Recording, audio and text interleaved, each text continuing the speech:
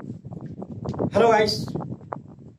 पिछले वीडियो में मैंने आप सभी लोगों को पास्ट कंटीन्यूअस टेंस के सभी पार्टों को जैसे अफर्मेटिव, नेगेटिव और इंटरोगेटिव को अलग अलग क्रम से पढ़ाया था। आज हम आप सभी लोगों को पास्ट परफेक्ट टेंस के बारे में बताएंगे। तो सबसे पहले पास्ट परफेक्ट टेंस के हिंदी वाक्यों की पहचान जानते हैं।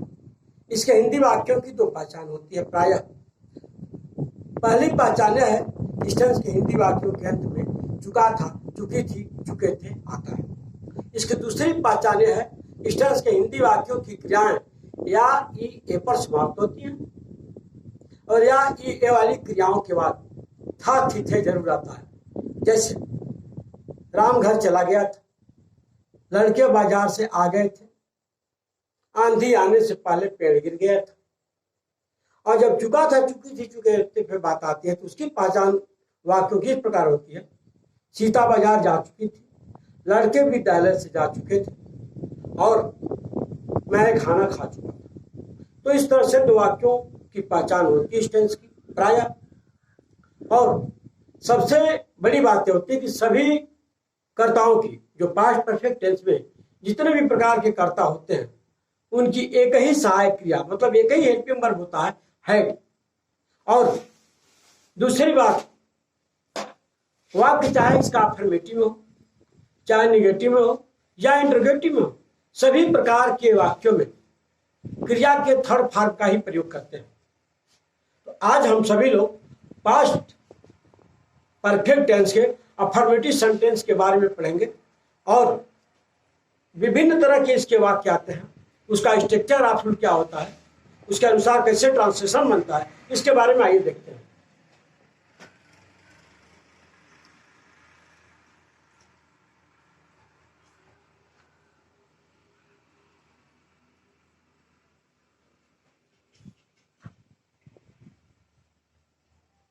पास्ट परफेक्ट टेंस अब यहां हो जाएगा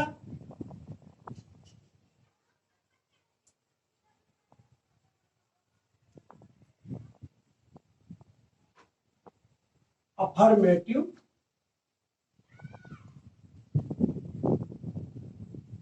सेंटेंस।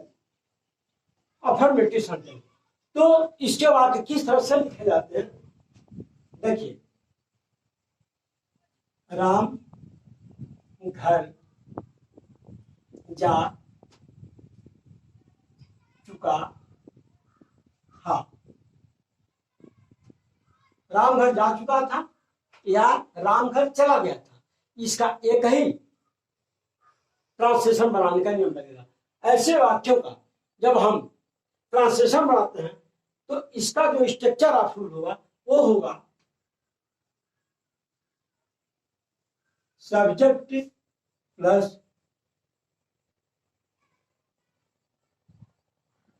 हेल्पिंग वर्ब प्लस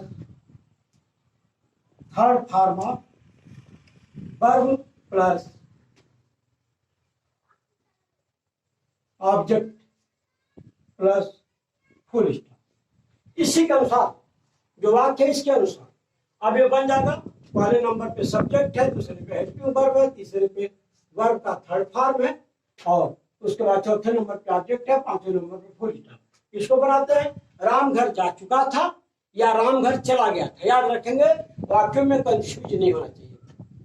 तो पहले नंबर पे सब्जेक्ट है तो सब्जेक्ट हो जाएगा राम, दूसरे नंबर पे हेल्पिंग वर्ब है। तो जैसा कि मैंने बताया कि सभी प्रकार के कर्ताओं के साथ सहायक क्रिया हैड का प्रयोग करते हैं, तो यहां हो जाएगा हैड।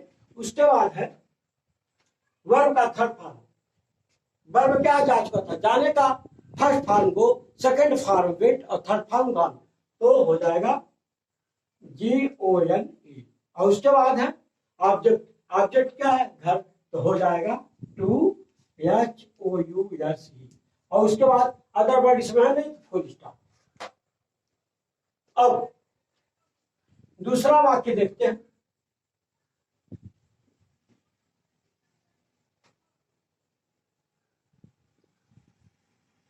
राम घर पहले चला गया आपने देखा या जा चुका था या चला गया था, एक ही चीज है। इसीलिए मैं इसको बार बार बता रहा हूं कि आप समझ लीजिए।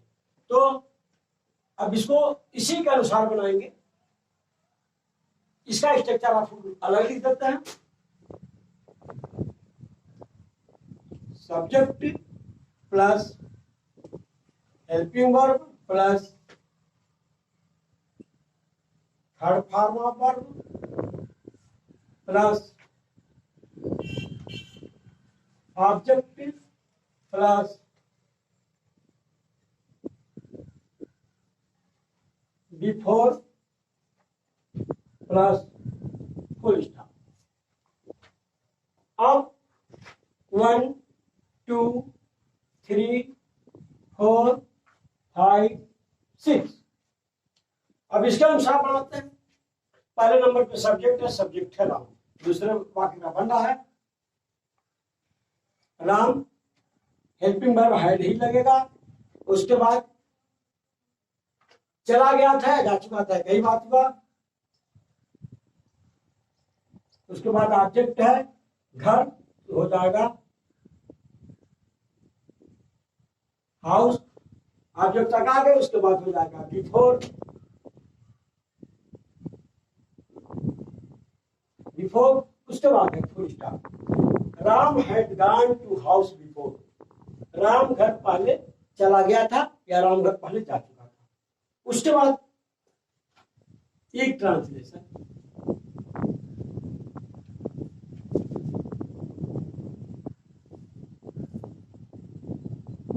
अब इसको देखते हैं कि इसमें अदर वर्ड आएगा तो आप जोड़ लेंगे कि नहीं जोड़ लेंगे, उसको भी देख लीजिए।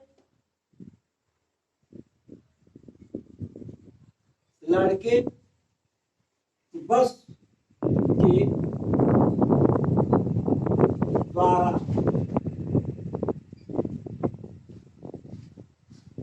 विद्यालय पहले जा चुके थे। अब इसका स्ट्रक्चर आप प्रूफ कर लीजिए।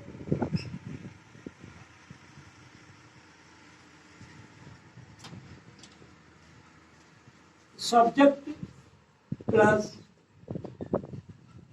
Helping verb plus third form of verb plus object plus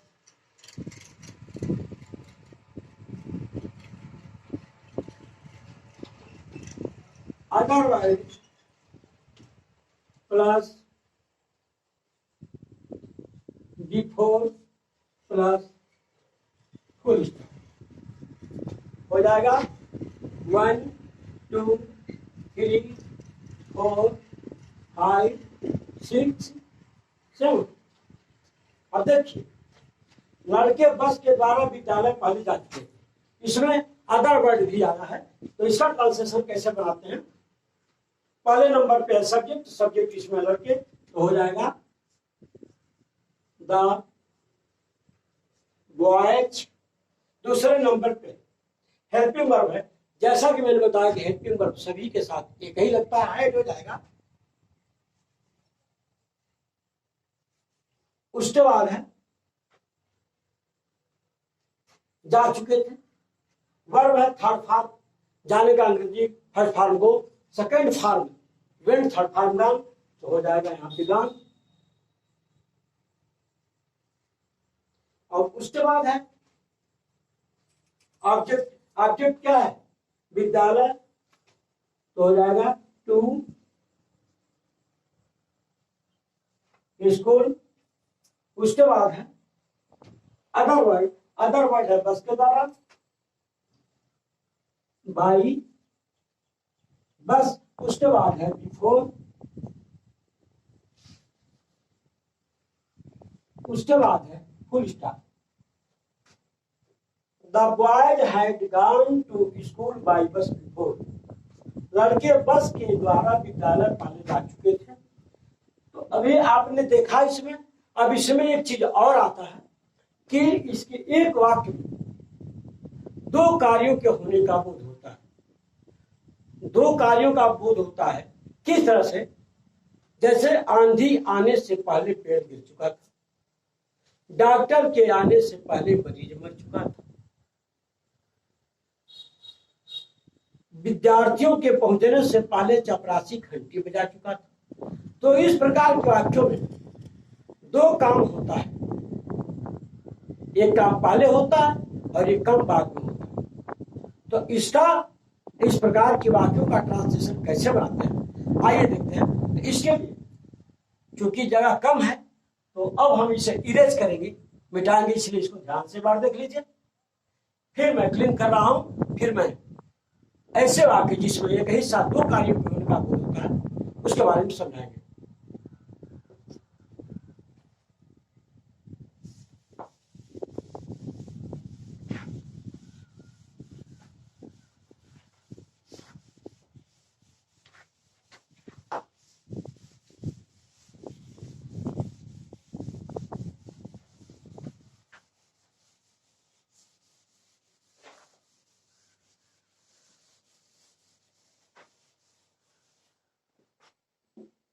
अब देखिए,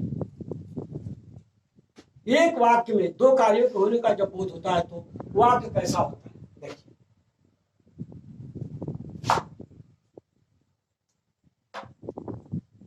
आंधी आने से पहले पेड़ गिर चुका था। ध्यान से आंधी आने से पहले पेड़ गिर चुका था, इसमें दो काम हुआ है। एक काम होता है आंधी का आना और दूसरा काम है पेड़ का गिरना। तो इसमें जो दो काम हुए हैं, पहला काम है आंधी का आना, दूसरा काम है पेड़ का गिरना। अब ध्यान से देखिए, आंधी आने से पहले पेड़ गिर चुका था, तो पहले कौन सा काम हुआ? पहले पेड़ गिर चुका था। जब ऐसे वाक्यों का ट्रांसलेशन बनाते हैं तो क्या करते हैं? दो काम हुए हैं। अब इसको पहले पेड़ गिर चुका था, यह काम पहले नंबर पे हुआ है और यह काम दूसरे नंबर पे हुआ है। तो जब ऐसे वाक्यों में इस तरह के कार्यों का बोध होता है तो जो काम पहले हुआ होता है उसका ट्रांसलेशन पहले बनाते हैं और जो काम बाद में होता है उसका ट्रांसलेशन बाद में बनाते हैं। तो जब पहले वाक्यों का ट्रांसलेशन बनाते हैं, वाक्य की जिस पहले भाग का ट्रांसलेशन बनाते हैं तो उसमें पास्ट परफेक्ट टेंस का नियम लगाते हैं और जब दूसरे वाक्य का ट्रांसलेशन बनाते हैं तो उसमें पास्ट इंडेफिनिट टेंस का नियम लगाते हैं। अब इसमें क्या करते हैं? अब इसको बनाने के लिए इसका स्ट्रक्चर ऑफ रूल क्या होता है, इसको लिखते हैं।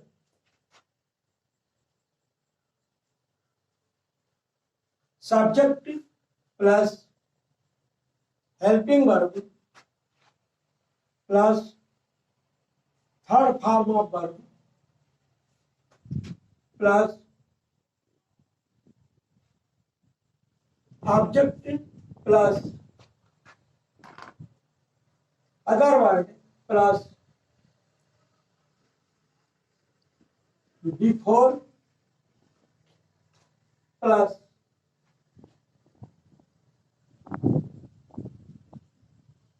सब्जेक्ट प्लस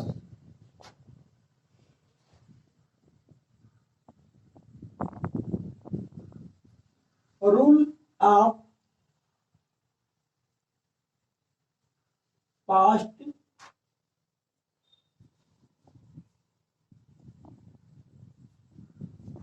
पास्ट इंडेफिनिट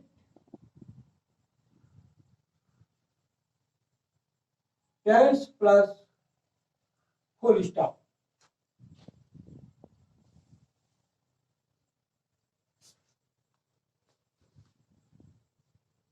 देखा आपने? अगर कंफ्यूजन है तो इसको मैं फिर से लिख दे रहा हूं। सब्जेक्ट प्लस यहां से लिखते हैं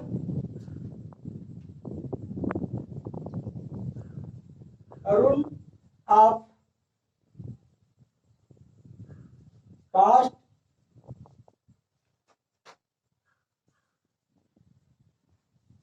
past indefinite tense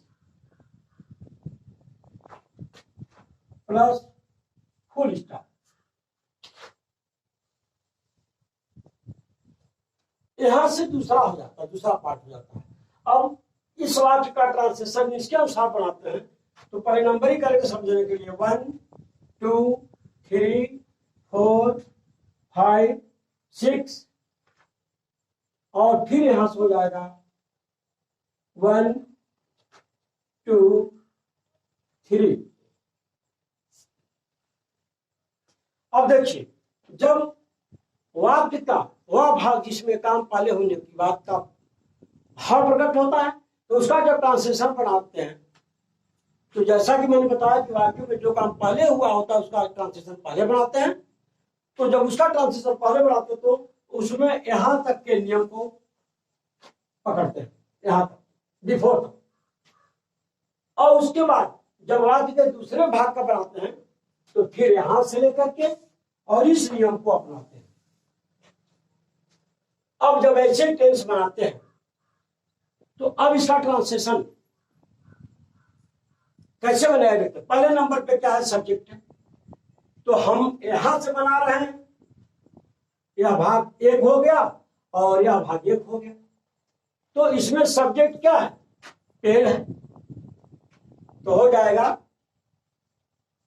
the tree. दूसरे नंबर पे है हेल्पिंग वर्ब, हो जाएगा हाइड। उसके बाद है वर्ब का थर्ड फॉर्म लगाना हमको। वर्ब क्या है? गिर चुका था। गिरने का जो फॉर्म होता है फॉल, फेल, फॉलन। अर्थात फर्स्ट फॉर्म फॉल होता है, सेकंड फॉर्म फेल होता है, थर्ड फॉर्म फॉलन। तो यहां पे लग जाएगा फॉलन, FALLEN, फॉलन। और उसके बाद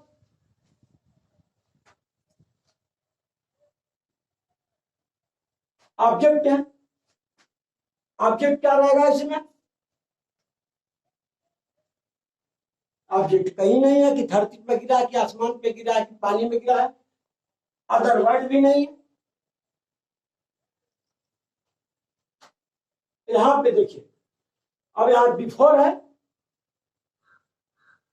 बिफोर यहां लिखेंगे पहले, इसके बाद before.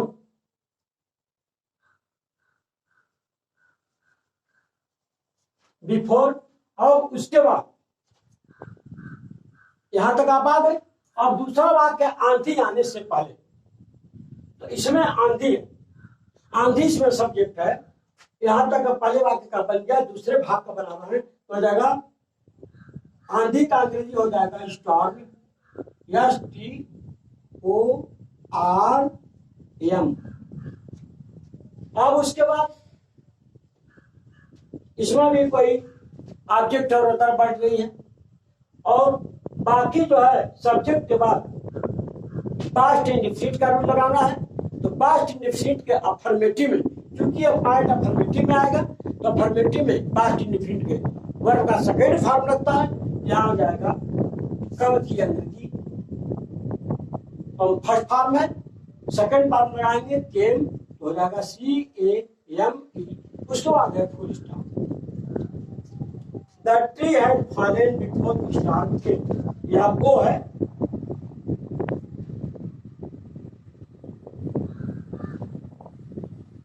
The tree had fallen before storm came। आंधी आने से पहले पेड़ गिर चुका था। The tree had fallen before storm came। तो आपने देखा, जब एक वाक्य में दो कार्यों के होने का बोध होता है, तो जब ऐसे वाक्यों का ट्रांसलेशन बनाते हैं तो सबसे पहले वाक्य के उस बात का ट्रांसलेशन बनाते हैं जिसमें वाक्य में, जिस वाक्य के भाग में काम पहले हुआ होता है। यहां हमने देखा पहले पेड़ गिर चुका था, तीसरा बना गया, और फिर जो काम बाद में हुआ है उसका बाद में बना है। तो आशा करते हैं कि पास्ट परफेक्ट अफर्मेटिव सेंटेंस बनाने का नियम आपके समझ में जरूर आएगा। Thanks for